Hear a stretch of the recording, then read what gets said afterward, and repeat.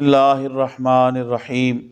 بخاری شریف کی حدیث نمبر 278۔ سیدنا ابو ہریرہ رضی اللہ تعالیٰ عنہ نبی صلی اللہ علیہ وسلم سے بیان کرتے ہیں کہ بنو اسرائیل برہنہ غسل کرتے تھے اور ایک دوسرے کی طرف دیکھتے تھے، اور حضرت موسیٰ علیہ السلام اکیلے غسل کرتے تھے۔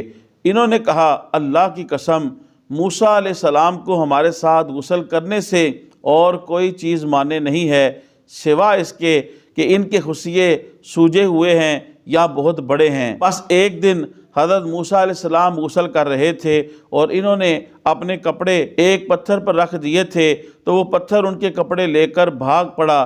پس حضرت موسیٰ علیہ السلام اس کے پیچھے یہ کہتے ہوئے نکلے، اے پتھر میرے کپڑے، اے پتھر میرے کپڑے، یہاں تک کہ بنی اسرائیل نے حضرت موسیٰ علیہ السلام کو دیکھ لیا۔ پھر وہ کہنے لگے، اللہ کی قسم، موسیٰ میں تو کوئی عیب نہیں ہے۔ اور حضرت موسیٰ علیہ السلام نے اپنے کپڑے لے لیے اور پتھر کو مارنا شروع کر دیا۔ حضرت ابو ہریرہ رضی اللہ تعالیٰ نے کہا، اللہ کی قسم، پتھر میں 6 یا 7 ضرب کے نشان تھے۔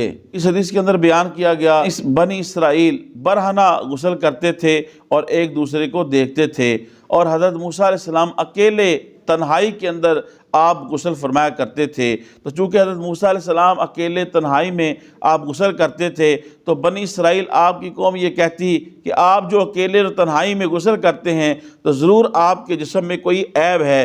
تو ایک دن حضرت موسیٰ علیہ السلام تنہائی کے اندر آپ غسل فرما رہے تھے اور آپ نے اپنے کپڑے اتار کر ایک پتھر پہ رکھے۔ اللہ کی حکم سے وہ پتھر آپ کے کپڑے لے کے بھاگ گیا۔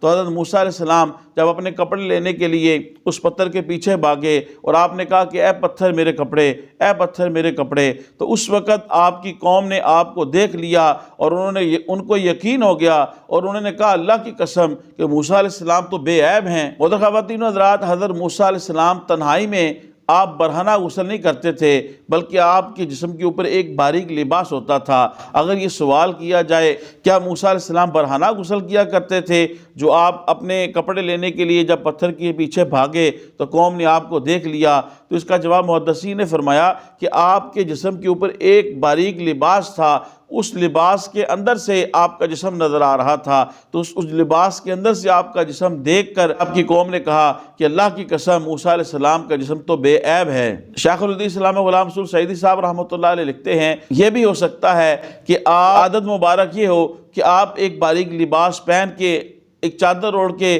آپ غسل کرتے ہوں، لیکن کبھی کبھار ایسا ہو گیا ہو کہ اس موقع پہ آپ نے تہمت نہ باندھی ہو۔ بہرحال تنہائی میں اکیلے برہنہ غسل کرنا جائز ہے، لیکن نبی رحمت صلی اللہ علیہ وسلم کی سنت یہ ہے کہ بہتر یہ ہے کہ تنہائی اور اکیلے میں بھی بندہ غسل کر رہا ہو تو بندے نے تہمت باندھی ہو، ایک چادر اوڑھی ہو اور بیٹھ کے غسل کرے۔ اور خواتین و حضرات، تبلیغ دین کی نیت سے حدیث شریف کے اس درس کو زیادہ سے زیادہ لوگوں تک پہنچانے کے لیے میری اس ویڈیو کو شیئر کریں۔ اللہ پاک آپ کو جزائے خیر دے۔ السلام علیکم ورحمۃ اللہ وبرکاتہ۔